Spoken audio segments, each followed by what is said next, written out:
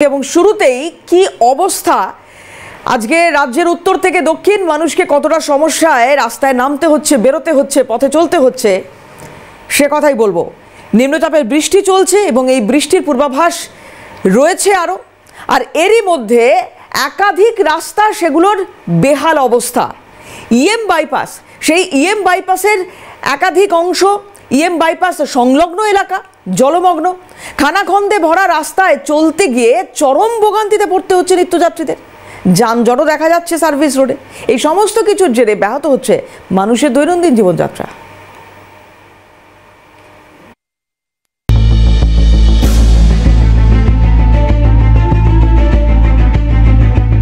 বর্ষার ভোগান্তি EM বাইপাসের service রোডে। বৃহস্পতিবার ভারী বৃষ্টির জেরে ইএম বাইপাস সংলগ্ন এলাকার রাস্তা জলমগ্ন থাকার জেরে বেআব্রু হয়ে পড়ে যান চলাচল। পরিস্থিতি নিয়ন্ত্রণে আনতে রীতিমতো হিমশিম খায় ট্রাফিক পুলিশ আধিকারিকরা। শুক্রবার সকালে জমে থাকা জলের পরিমাণ নেমে যাওয়ায় স্পষ্ট হয় বেহাল রাস্তার ছবিটা। খানাখন্দে ভরা রাস্তায় চলতে গিয়ে চরম ভোগান্তিতে নিত্যযাত্রীরা। বিশেষ করে অফিস টাইমে যানজটও দেখা যায় সার্ভিস রোডে। আবার কিছু কিছু জায়গায় জল জমে থাকায় সমস্যার সম্মুখীন হয় নিত্যযাত্রীরা। সকালবেলা জল কমে গেলেও কিন্তু এই যে রাস্তা, সেই রাস্তায় কিন্তু বেহাল দশা সুস্পষ্ট দেখা যাচ্ছে এবং তার পাশাপাশি সকালবেলা অফিস টাইমেও কিন্তু বেশ অল্প হলেও কিন্তু যানজটের সৃষ্টি হচ্ছে, কারণ সায়েন্স সিটির দিক থেকে গাড়ি আসছে এবং ঠিক এই যে ব্রিজের মুখে কিন্তু গাড়ির গতি ধীর গতিতে পরিণত হচ্ছে এবং রীতিমতো এইখানেই কিন্তু একটা যানজটের সৃষ্টি হচ্ছে। এবং তার পাশাপাশি যারা ফোর হুইলার নিয়ে যাচ্ছেন তাদের জন্য যেমন সমস্যার সৃষ্টি হচ্ছে, মূলত যারা টু হুইলার অর্থাৎ বাইক স্কুটি নিয়ে যারা যাচ্ছেন তাদেরও যথেষ্ট কিন্তু সমস্যার সম্মুখীন হতে হচ্ছে। তাদের গাড়িও কিন্তু ধীর গতিতে চলছে। তো রোজই ডেলি যাতায়াত হয়, এই রাস্তা এখন অভ্যাস হয়ে গেছে। রাস্তা তো এতদিন আমি 1 বছর ধরে যাতায়াত করছি, বেসিক্যালি এই দিকটা এতটা ইয়ে হলে সারা বছর জল জমে থাকে। খুব খারাপ অবস্থা এই দিকটা, খুবই কঠিন খারাপ অবস্থা। কলকাতার রাস্তা বুঝতে পারছেন খুবই খারাপ। এই জায়গায় না, সবই জায়গায় জল জমে আছে, রাস্তায় বড় বড় গর্ত হয়ে গেছে, গাড়ি চালানো খুব অসুবিধা। হ্যাঁ, খুবই সমস্যার মধ্যে পড়তে হচ্ছে আমাদেরকে, কারণ আমরা রোজই চলাফেরা করি এই রাস্তা দিয়ে, বাইপাস দিয়ে। আমাদের বড় বড় গর্ত আর জল জমে আছে, খুব অসুবিধার মধ্যে পড়তেছি আমরা। গাড়ির অসুবিধা হচ্ছে, গাড়ির পাত্তি ভেঙে যাচ্ছে। ये रास्ता ऐसे ही रहेगा, कोई फायदा नहीं है। ये बनेगा, आज बनेगा, बारिश होगा फिर खराब हो जाएगा। ये क्या बनेगा फिर? तो डेली आप इधर से मेरा घर पास में ही है, तो ये मेरा डेली ऐसा हुआ रखा है। ये कम लगभग 1 वीक हो गया, 1 वीक से ज़्यादा ही हो गया होगा, ये ऐसे ही पड़ा है।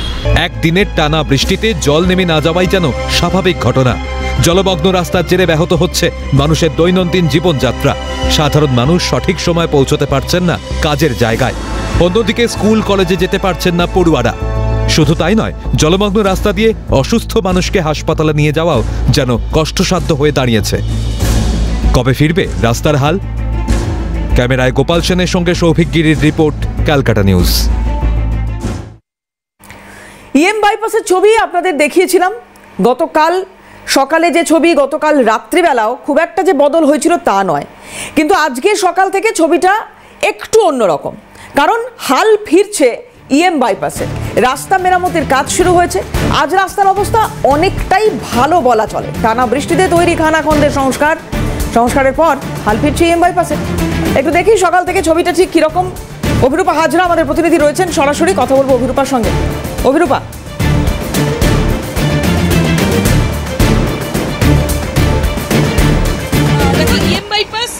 বিভিন্ন জায়গায় খানাখন্দের জেরে সমস্যার সম্মুখীন হচ্ছিলেন সাধারণ মানুষ। যারা রেগুলারলি যাতায়াত করেন তারা প্রতিদিনই প্রায় অভিযোগ করছিলেন যে ইএম বাইপাস জুড়ে, অর্থাৎ প্রায় ধরো অভিষিক্তা মোড় রুবি হয়ে যখন সোজাসুজি ইএম বাইপাস একেবারে সোজা চলে যাচ্ছে সায়েন্স সিটি হয়ে সোজা, সেই ইএম বাইপাস জুড়ে চিংড়িঘাটা পর্যন্ত প্রচুর পরিমাণে খানাখন্দ, যার জেরে সমস্যার সম্মুখীন হচ্ছিলেন সাধারণ মানুষ।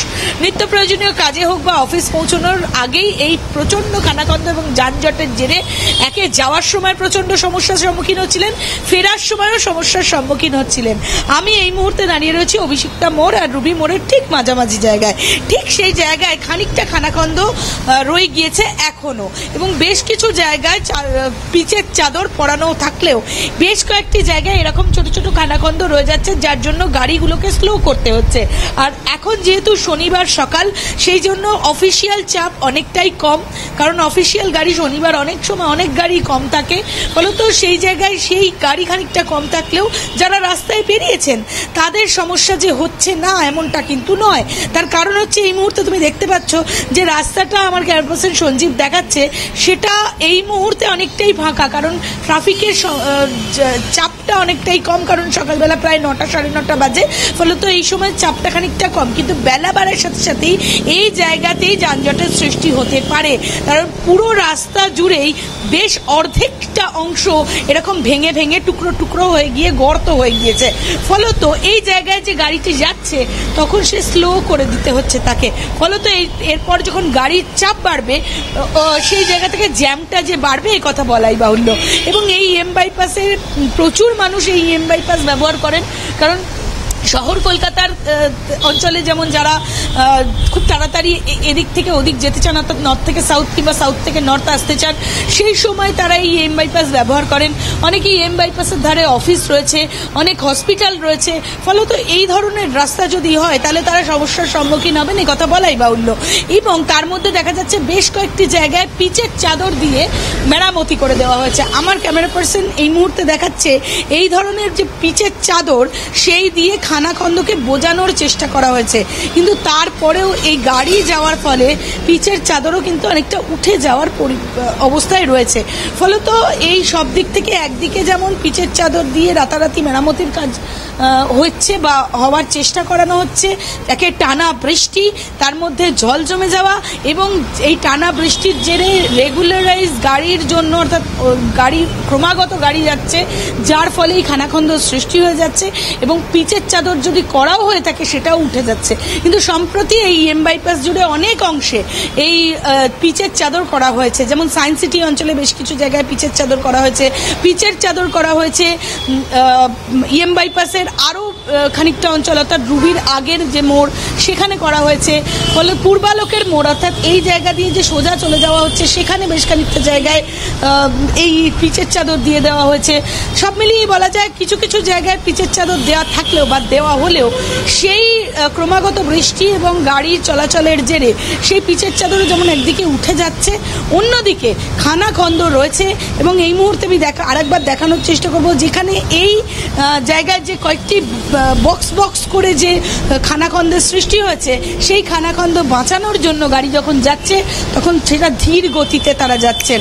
অভিরূপা, একটা বিষয় জানতে চাইবো যে এই ধরো ইএম বাইপাস বা বেলঘড়িয়া এক্সপ্রেসওয়ে ছবি আমরা দেখিয়েছিলাম, এরকম গুরুত্বপূর্ণ যে রাস্তাগুলো রয়েছে সেই রাস্তাগুলোর কি রেগুলার মনিটরিং বা ধরো স্বাস্থ্য পরীক্ষা এটা কি হয় সারা বছর ধরে?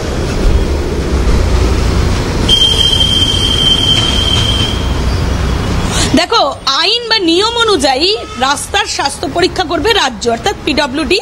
যারা রাস্তার রক্ষণাবেক্ষণের দায়িত্বে রয়েছেন তারা করবেন, সেটাই স্বাভাবিক।